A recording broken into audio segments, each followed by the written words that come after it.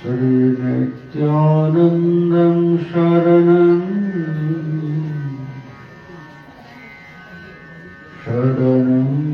गच्छामि।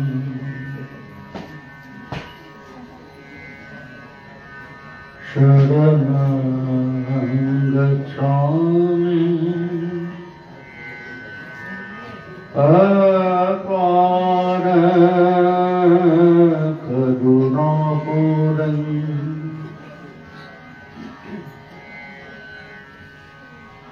श्री अद्वैतं शरणं गच्छामि।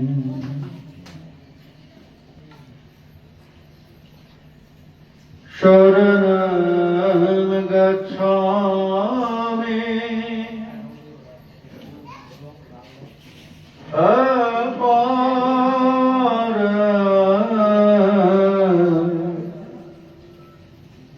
करुणापूरं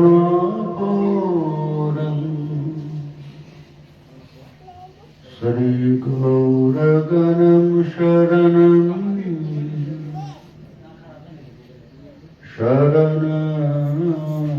गच्छामि।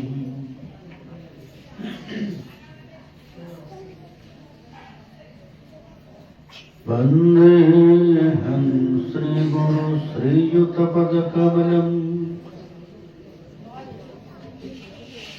श्रीगुरून् वैष्णवांश्च श्रीरूपं साग्रजातं सहगण रघुनाथान्वितं तं सजीवम् साद्वैतं सावधूतं परिजनसहितं श्रीकृष्ण चैतन्यदेवं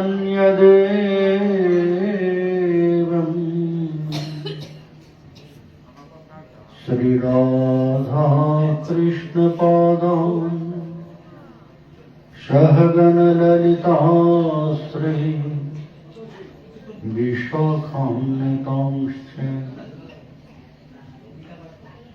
आजानुलम्बितभुजौ कनकावदातु संकीर्तनैकपितरो कमलायताक्षो विश्वम्भरो द्विजवरो युगधर्मपालो वन्दे जगत्प्रियकरो करुणावतारो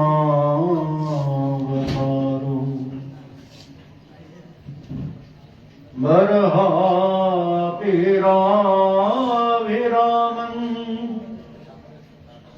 मृगमदतिलकं कुण्डलाक्रान्तगण्डं कञ्जाक्षं कम्बुकण्ठं स्मितसुभगमुखं स्वाधरेण स्तवेणुं श्यामं शान्तं त्रिभङ्गं रविकरवसनं भूषितं वैजयन्त्या वन्दे वृन्दावनस्थं युवतिशतवृतं ब्रह्मगोपालमीशं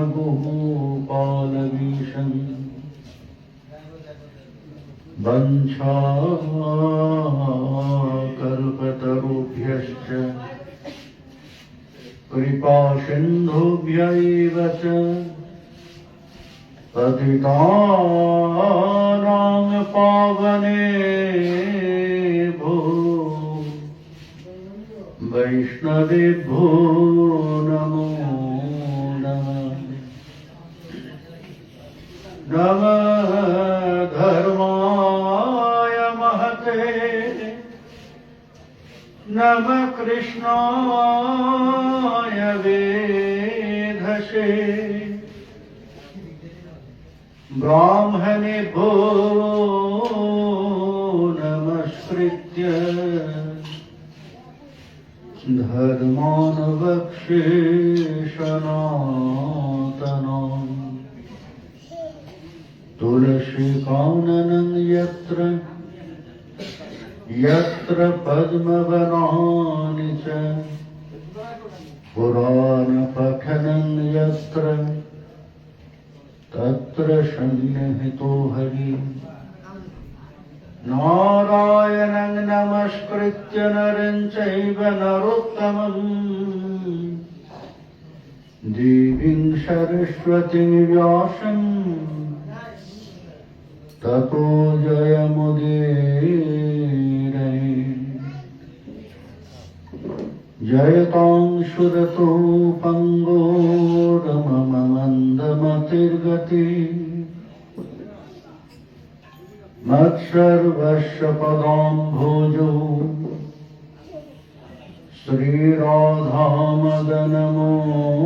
श्रीराधामदनमोहनो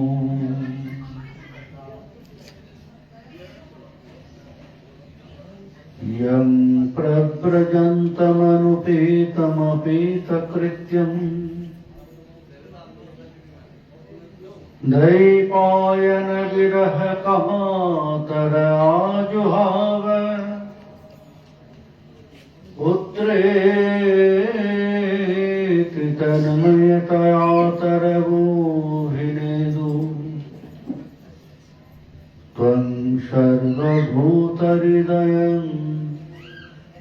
मुनिमानुतस्मिन् जय रो सनातन भट्ट रघुनाथ श्रीजीव गोपाल भट्ट दास रघुनाथ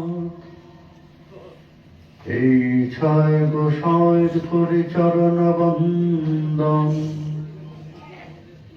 যাহা হইতে বিঘ্ন নাশ অভীষ্ট পুরাণ मध्ये वितनुते भक्ति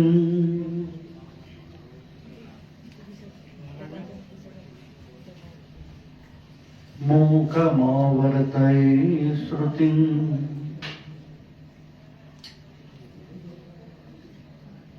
यत्कृपात्वमहं वन्दे प्राणगोपालकं प्रभुं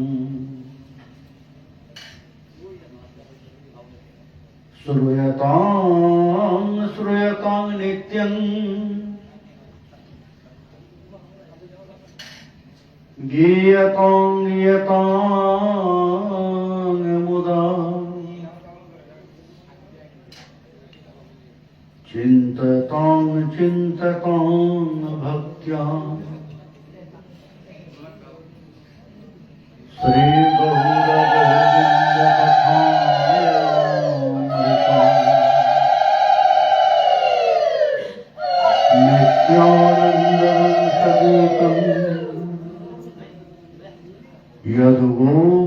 यदुगोपालनन्दनं गौरप्रेम प्रचारकं वन्दे मदनगोपालं मधुरं मधुरमेतन्मङ्गलं मङ्गलानाम्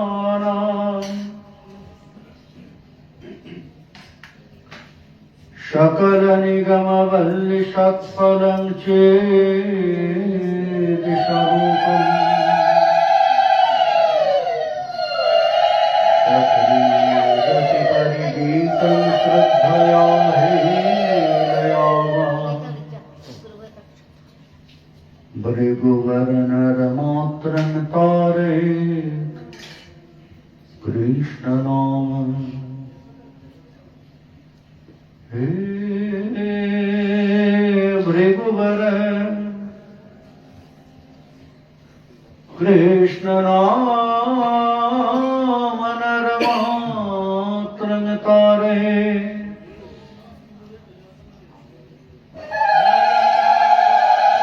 हे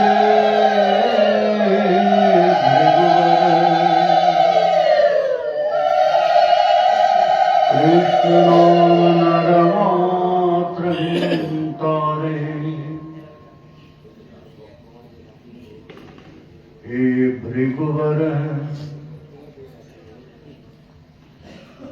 नरमात्र न तारहित कृष्ण नाम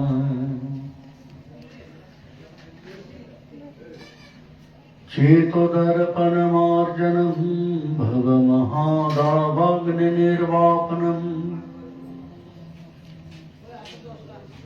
सूर्यः कैरवचन्द्रिकावितरणम् विद्यामधुजीवनम् आनन्दाम्बुधिवर्धनम् प्रतिपदम् पूर्णामृतास्वादनम् सर्वात्मस्नपनं परं विजयते श्रीकृष्ण संकीर्तनम् परम कृपालु कलियुग पावन अवतार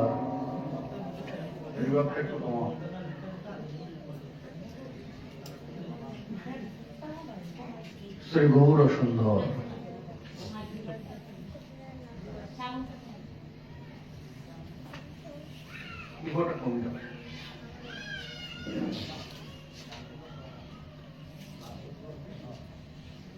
কলিযুগ উদ্ধার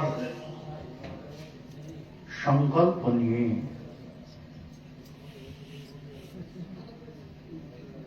জগৎকে প্রেমেতে ভাসানোর সংকল্প নিয়ে অবতীর্ণ হয়েছেন।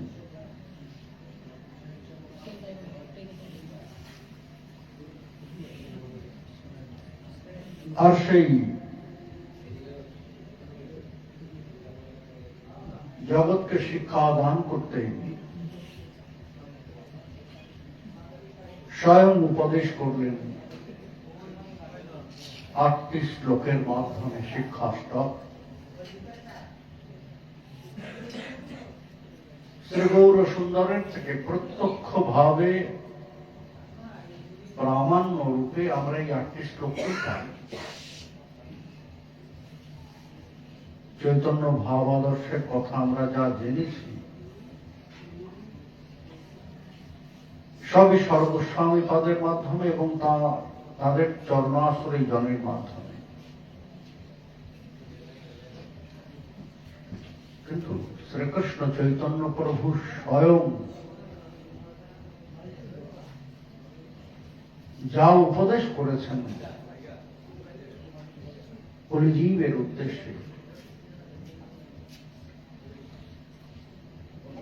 প্রত্যক্ষ রূপে সেটি হচ্ছে এই শ্রী শ্রী ওই শিক্ষাষ্টক। জগৎকে শিক্ষা দিয়েছেন যাতে করে আমরা আমাদের মানব জীবনের সার্থকতা লাভ করতে পারি।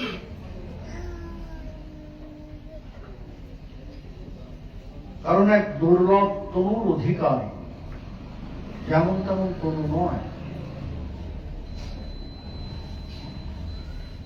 নৃদেহমাদ্যম সুলভম সুদুর্লভম। দেবকার্য কৃষ্ণ ভজনের জন্য সুলভ একটি দেহ, যা সুলভ করে কৃষ্ণ প্রাপ্তির জন্য।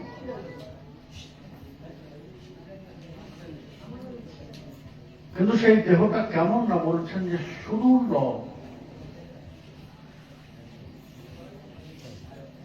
84 লক্ষ যোনি ভ্রমণ করতে হয়।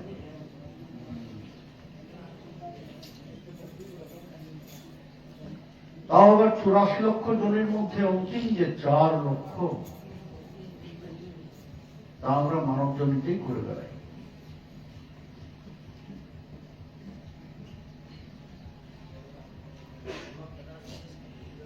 নবলক্ষানি জলজ লক্ষ বিংশতি স্থাবরা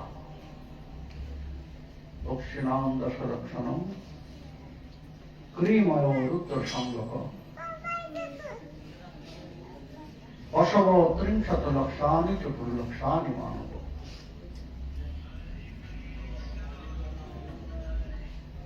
9 লক্ষ জন্ম আমরা জলজ হয়ে জন্মাই।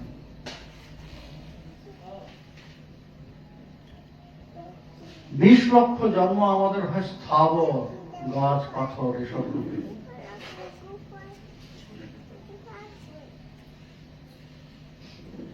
পক্ষী নাম 10 লক্ষ, আকাশে উড়ে বেড়াই 10 লক্ষ জন্ম। ক্রিময় রুদ্র সঙ্গক 11 লক্ষ বার আমরা জন্মাই ওই কীট পতঙ্গ পোকামাকড়।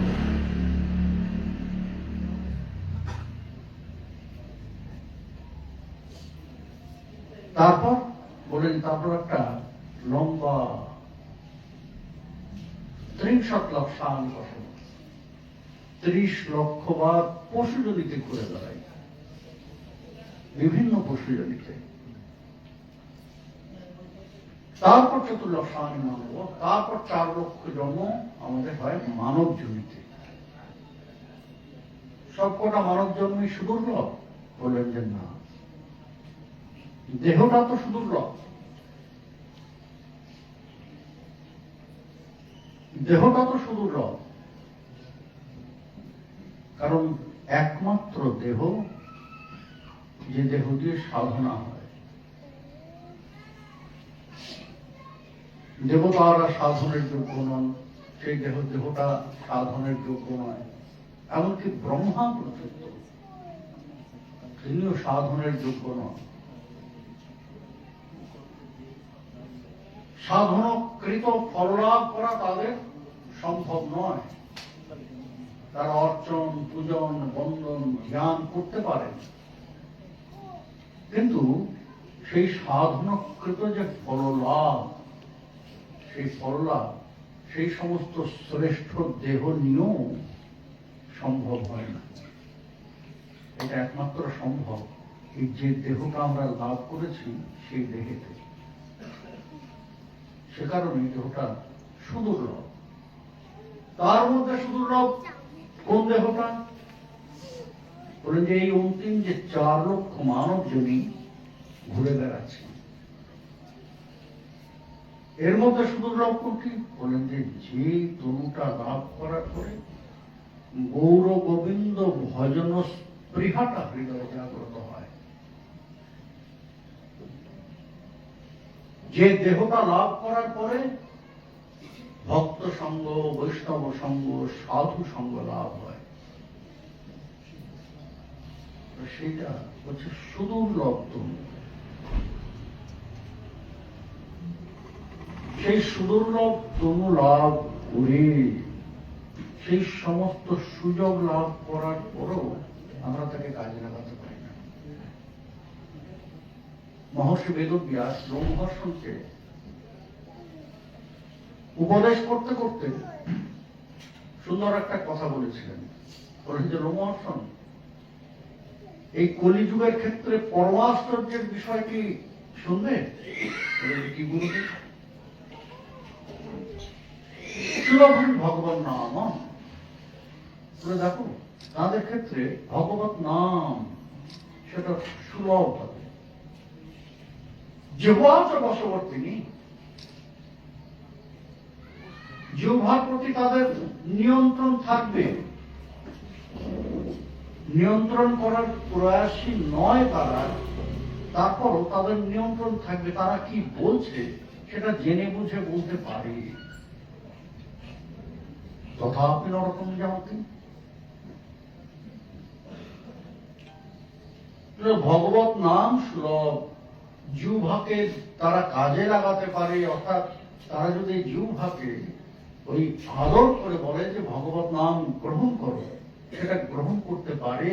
আর ভগবত নাম গ্রহণ করলেই আর তাদের নরকে যেতে হয় না। এগুলো জানে তারা, শোনে তারা। সুযোগ আছে, সুবিধা আছে, সামর্থ্য আছে, তথাপি নরকম জানতেন, তারপরও তারা নরকে যায়। কি আশ্চর্যমতা করম! এর থেকে আশ্চর্যটা কি হতে পারে? এর থেকে আশ্চর্যের আর কিছু নেই। সত্যিই আশ্চর্যের কিছু নেই। এই নরকে যারা যান তারা যখন তীব্র যাতনা ভোগ করেন তখন সেই তীব্র যাতনা ভোগ করতে করতে তারা ওই ধর্মরাজের কাছে যমরাজের কাছে মুক্তির প্রার্থনা করেন কাতর ভাবে। কারণ সেখানে শাস্তি লাভটা শেষ নেই। এই জগতে কি একজনকে মারতে মারতে মেরে ফেলা যায়, মরে গেলে শেষ তার শাস্তি। কিন্তু সেখানে নরকের যে শাস্তি ভোগ করবে সেখানে তো মরবে না, কারণ মৃত্যুর পরে তো সেখানে গিয়েছে, সুতরাং সেখানে শুধু যন্ত্রণা ভোগ করবে। সেখানে সে শুধু যন্ত্রণা ভোগ করবে। ওই কাতর ভাবে ধর্মরাজের কাছে প্রার্থনা করেন যে এবার আমাকে এই শাস্তি থেকে মুক্ত করে দিন, আর এই ভুল করবো না। বলে যে আমার তো কিছু করার নেই। ধর্মরাজ বলেন আমার কিছু করার নেই, আমি শাস্তি দানের অধিকারী। শাস্তি তোমার কর্ম অনুযায়ী বিচার করে শাস্তির বিধান করতে পারি, কিন্তু তার থেকে মুক্ত করার উপায় আমার নেই, সেই সামর্থ্য আমার নেই। কিন্তু নাচিতম দেব কেশব ক্লেশনাশন। আরে মূর্খ, এত সুন্দর একটা মানব দেহ লাভ করেছিলে, ভগবত সেবার অধিকারীও হয়েছিলে, সুযোগ পেয়েছিলে, কিন্তু এ তোমার সমগ্র জীবনে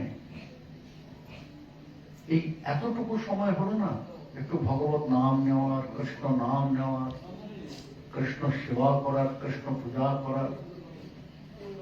যদি ওই একবারও করতে তাহলে আর তোমাকে এক নম্বর প্রার্থনা করতেই হতো না, মুক্ত হয়ে গেছে। চক্রিন মন কৃষ্ণ পদার বিন্দয়র নিবেশিতম তদ্গুণরাগি জৈরিহ নতে যমং পাশভৃতস্য তদ্ঘটা স্বপ্নেপি পশ্যন্তি শীর্ণ নিষ্কৃত। একবারও যদি কারো মন কৃষ্ণ গুণেতে, কৃষ্ণ নামেতে, কৃষ্ণ রূপেতে অনুরাগী হয়, নতে যমং পাশভৃতস্য তদ্ঘটা,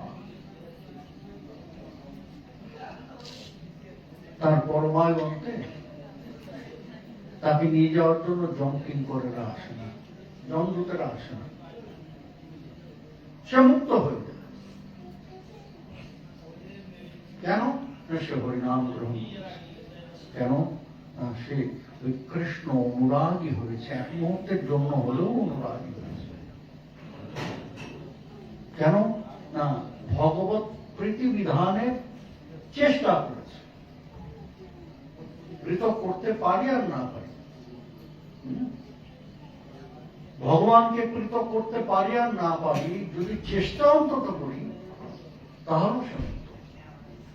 যে না চেষ্টা তো আছে, পারেনি সেটা আলাদা ব্যাপার, কিন্তু চেষ্টা তো করেছে।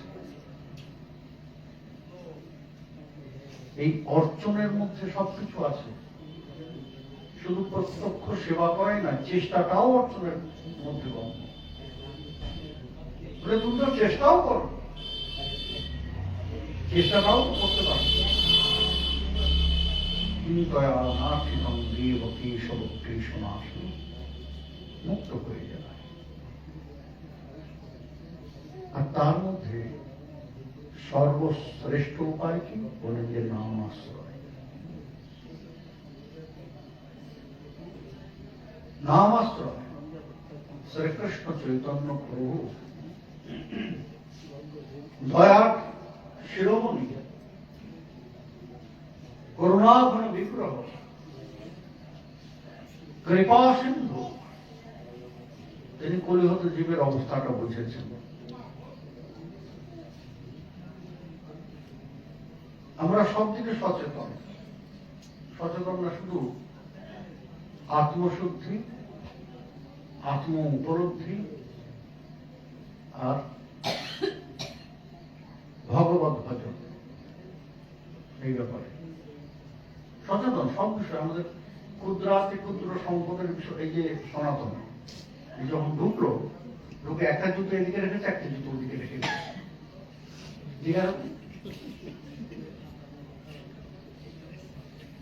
আমি ঘরে বসে দেখছি, আমি বাহ,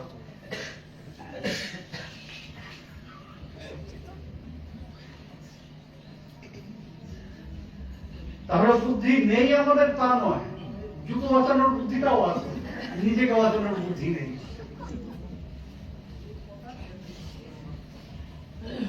তাই না?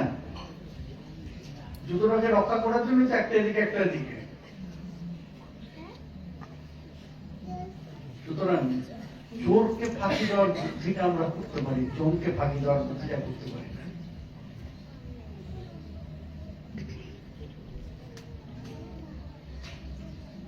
জমকে ফাঁকি দেওয়ার যে বুদ্ধিটা, সেটা খুব এইরকমই সহজ পদ্ধতি, কিন্তু তার জন্য আমরা সচেষ্ট হই না। শ্রী গৌর সুন্দর এটা বুঝেছেন, যে আমাদের এই পরিস্থিতিটাকে অনুভব করেছে। অনুভব করে তিনি বলেন যে না, এটা কঠিন কিছু দেওয়া যাবে না, বেশি কিছু বললে এরা আরো এই জগতের মধ্যে ডুবে থাকবে। যেটা বুঝবে না সহজে, সেই জিনিসটা এরা করবে না। যেটা সহজে হয় সেটাই এদের দিতে হবে। আর সেটা এমন জিনিস যা সর্বাপেক্ষা কার্যকরী এই কলিযুগে। কিসের প্রদান করলেন? হরিনাম মহামন্ত্র। মহামন্ত্র একে বলা হয়েছে, কেন বলা হয়েছে জানেন? অন্যান্য যত মন্ত্র আছে, সমস্ত মন্ত্রের অভ্যাস করতে করতে যখন একটু পরিপক্কতা আসে, তারপর থেকে তার ক্রিয়া আরম্ভ হয়। মন্ত্র আমাদের জাজমেন্ট করে যে আমার প্রতি এর নিষ্ঠা আছে কিনা, জাগ্রত।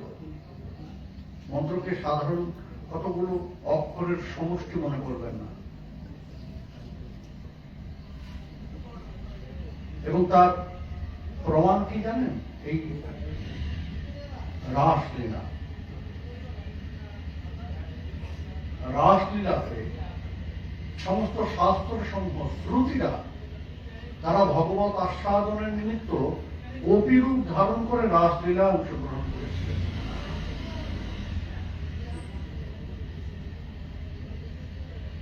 গোপীরূপ ধারণ করে কৃষ্ণ আস্বাদনের নিমিত্ত রাসলীলায় 5 প্রকার গোপী ছিলেন। তো যারা ভগবানের প্রত্যক্ষ গোপী, তারা হচ্ছেন ওই ব্রজবধূরা, ব্রজকুমারিকারা, এরা হচ্ছেন প্রত্যক্ষ গোপী।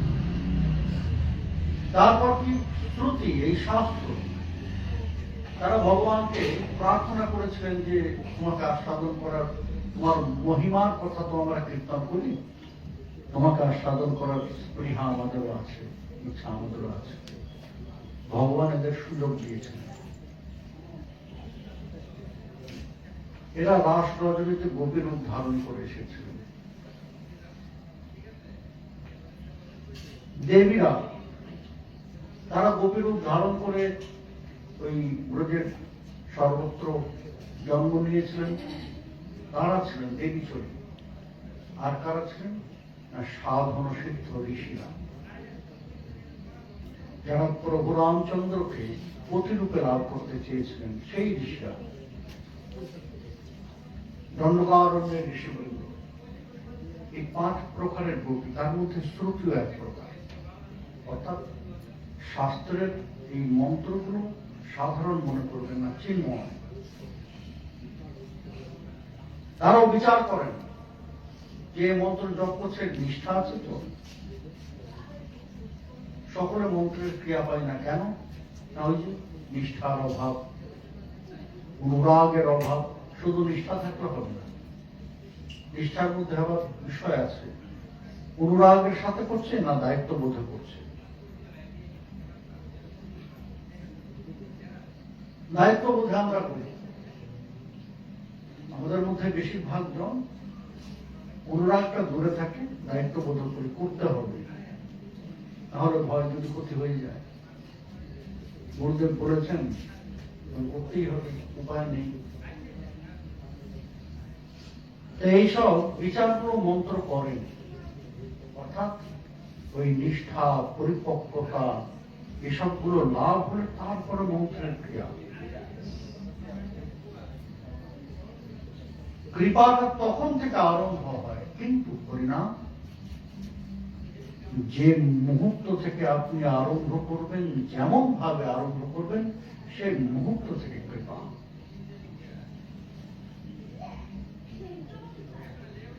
সে কারণেই পরিণামকে বলা হয়েছে মহামন্ত্র।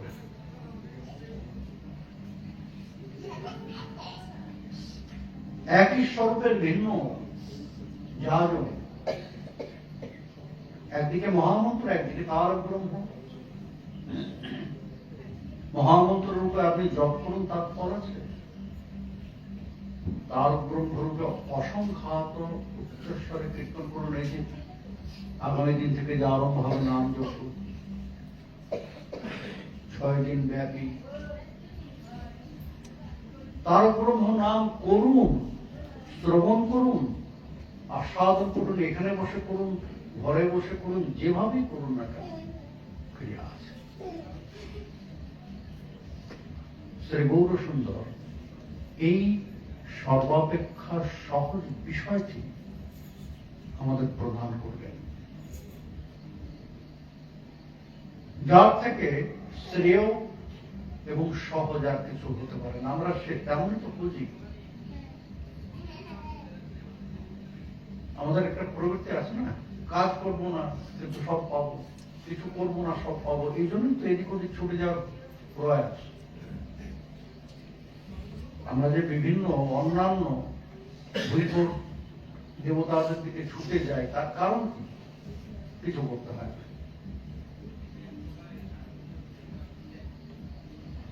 আমাদের স্বভাব ওইটা, অলস, পরমার্থে অলসা। সব বিষয়ে আমাদের উদ্যোগ আছে, আদর্শটা থাকে এই পারমার্থিক বিষয়ে, যা আমাদের একান্ত প্রয়োজন, একান্ত জরুরি।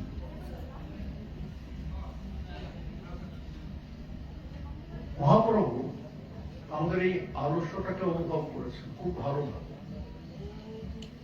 এরা জেগে ঘুমায়, এরা জেগে ঘুমায়। এই জেগে ঘুমায় বিষয়টা বড় গুরুত্বপূর্ণ। যে ঘুমাচ্ছে তাকে আপনি জাগাতে পারবেন।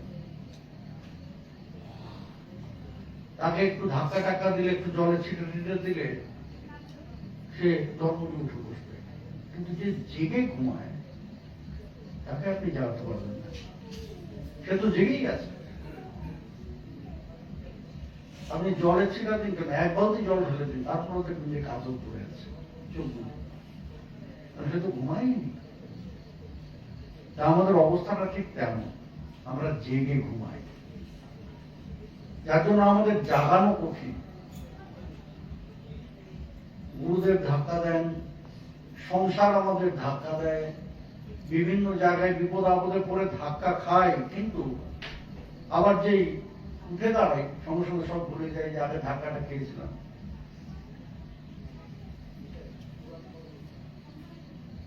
আদর্শ বুদ্ধি, পরমার্থে সরসা। সচেতন আমরা জাগতিক বিষয়ে, কিন্তু পারমার্থিক বিষয়ে নয়। সে কারণে মহাপ্রভু আমাদের শ্রেষ্ঠ পরমার্থটাকে প্রদান করার জন্য নামের উপদেশ করলেন। প্রেম নাম প্রচারিত এই অবতার। শুধু নামের উপদেশ করলেন তাই নয়, শুধু যে নামের উপদেশ করলেন তা নয়, নামের সাথে প্রেম দিলেন। নামের সাথে প্রেমটাও মিশিয়ে দিলেন। যাতে জীব সেই প্রেমকে আস্বাদন করতে পারে।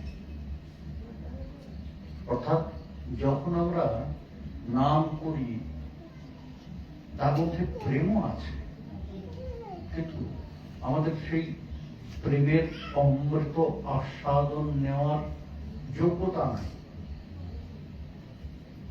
সামর্থ্য নেই। সামর্থ্য থাকলে সেই অমৃত আস্বাদন লাভ করা যায়,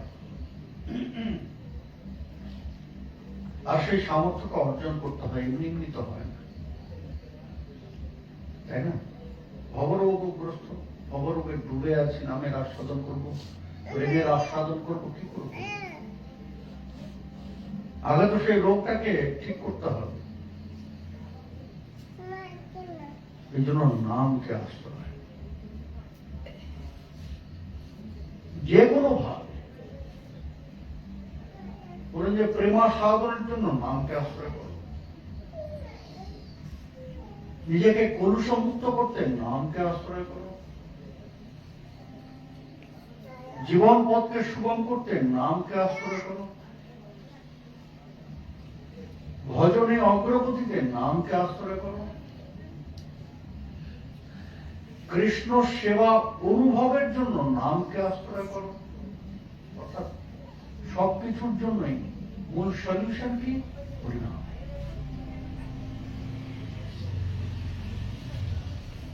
হরিনাম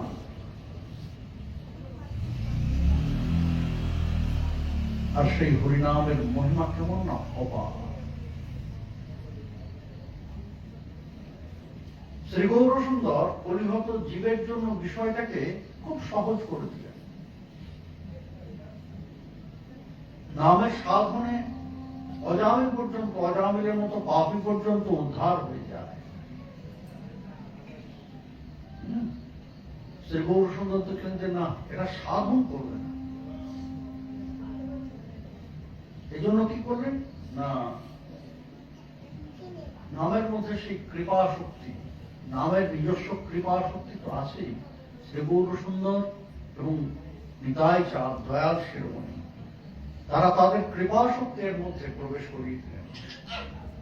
নাম নামকারী বহুধা নিজ সর্বশক্তি স্তত্রার্পিতা নিয়মিত স্মরণে নকার একাদৃশী তব কৃপা ভগবন মমাপি দুর্দৈব মিত্রেশম নিহাজনি নানুরাগ।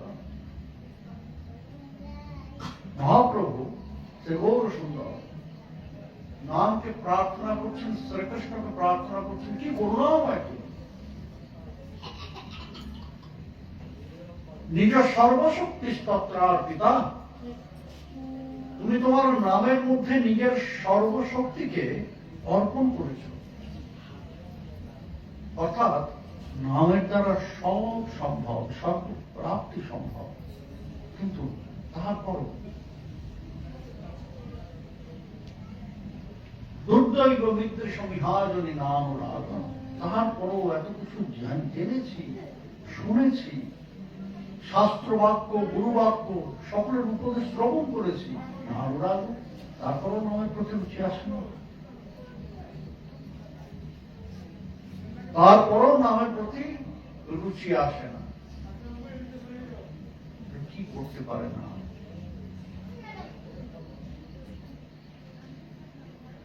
নাম আমাদের কি করতে পারে? একটি মহামন্ত্র, যে বললাম চেত দর্শন মাত্রম ভগমহাদাবাগ নির্বাপন, আমরা শ্রবণ করব। যে নামযোগ্য হবে প্রতিদিন, আরতির পর 10 মিনিট করে আমরা নামের মহিমা শ্রবণ করব।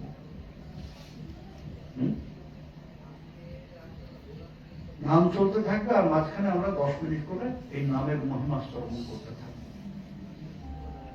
এই কথা এইভাবে আমরা নামের আস্বাদন করব অনুরাগের সাথে। আর যেজন এই নামের আস্বাদন, নামের কীর্তন অনুরাগের সঙ্গে করবেন, সর্বপ্রাপ্তি তার জন্য নিশ্চিত হয়ে থাকে। সেজন্য সকলের কাছে প্রার্থনা করব। ঘরে বসেও নাম শোনা যায়, কিন্তু নামের আসরে বসে নামের আস্বাদন নামের শ্রেষ্ঠ ফলদায়ী। কি করে না, ওই যে ঘরে বসে যখন থাকবো তখন 10 দিকের অনেক রকম কাজ আসবে, 10 দিকে মন ছুটে যাবে, কিন্তু যখন আসরে বসে আস্বাদন করবো, তখন যারা কীর্তন করবেন সেই কীর্তনীয়াদের, এরা যখন গৃহে তখন নয়, কিন্তু কীর্তনের আসরে যখন তারা কীর্তন করছেন তারা শ্রদ্ধে। কেননা মহাপ্রভু প্রিয় নাম এরা কীর্তন করছে, যেমন তেমন বিষয় নয়। গোলকের নাম এরা কীর্তন করছেন, তখন এদের দর্শনটাও কার্যকরী।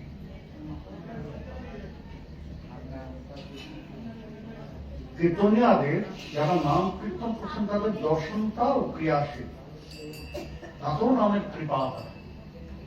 কেননা তাদের মাধ্যমে আমি নাম শ্রবণ করছি। যিনি নাম শ্রবণ করাচ্ছেন প্রভু প্রাণগোপাল এই জন্য বলতেন যে কীর্তন শ্রবণ করবে আসরে বসে, কীর্তনিয়ার ঘরে গিয়ে নয়। কীর্তনিয়ার ঘরে যাবে না, তুমি কীর্তনিয়ার দর্শন করবে, শ্রবণ করবে আসরে যখন তারা কীর্তন করবে। কেন না, তখন তাদের দর্শনটাও ক্রিয়াশীল। সুতরাং আপনাদের সকলকে আমি প্রার্থনা করবো, ঘরে বসে নয়, এই শব্দযন্ত্রের মাধ্যমে ঘরে বসেও শোনা যায়, কিন্তু নামের পরিপূর্ণ কৃপাটা লাভ করতে হলে এই আসরে এসে, সে তেমন কিছু করেন। সুতরাং আসরে এসে ওই কীর্তনীয়াদের দেখে দেখে দর্শন করতে করতে নামের আস্বাদ, আর তার মাঝে মাঝে প্রতিদিন আরতির পরে ওই 10 মিনিট করে আমরা নামের মহিমা আস্বাদ। হরে কৃষ্ণ কৃষ্ণ কৃষ্ণ হরে হরে, হরে রাম রাম রাম হরে হরে। বলুন, শুরু করুন। হরে কৃষ্ণ কৃষ্ণ কৃষ্ণ হরে হরে, হরে রাম রাম রাম হরে হরে। আবার হরে কৃষ্ণ কৃষ্ণ কৃষ্ণ হরে হরে, হরে রাম রাম রাম হরে হরে। জয় গৌর, জয় নিকাম। আরম্ভ করো। রাধা গোবিন্দ প্রস্তুত রাখি।